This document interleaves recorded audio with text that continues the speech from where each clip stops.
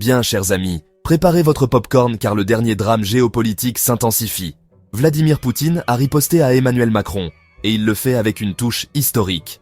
Lors d'une réunion télévisée avec une fondation d'anciens combattants le 6 mars 2025, Poutine a lancé une pique à Macron en faisant référence à l'invasion désastreuse de la Russie par Napoléon en 1812.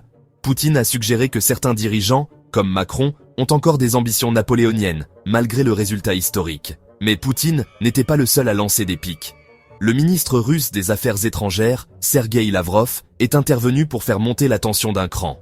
Lavrov a comparé Macron à Hitler et à Napoléon, affirmant qu'ils voulaient tous conquérir la Russie. Selon Lavrov, Macron semble nourrir des rêves similaires. Tout cela découle de la récente allocution de Macron à l'Élysée, où il a abordé la dissuasion nucléaire française et son rôle dans la protection de l'Europe. La Russie n'a pas apprécié cela. Lavrov a qualifié les commentaires de Macron de menaces et a rejeté toute accusation selon laquelle la Russie prévoit d'attaquer l'Europe, les qualifiant d'absurdes et de délirantes. Et cela ne s'arrête pas là. Le porte-parole du Kremlin, Dmitri Peskov, a accusé Macron de vouloir prolonger la guerre en Ukraine. Peskov a opposé cette position à celle de la Russie et des États-Unis, qui selon lui, sont intéressés par la poursuite des négociations de paix. Alors, quel est le bilan ?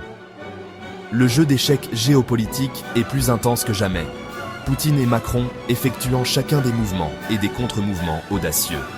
Qu'en pensez-vous ? Laissez un commentaire ci-dessous et faites-moi part de vos réflexions sur cette confrontation aux enjeux importants. N'oubliez pas d'aimer, de vous abonner et d'activer la cloche pour plus de mises à jour sur la politique mondiale. À la prochaine, restez informés.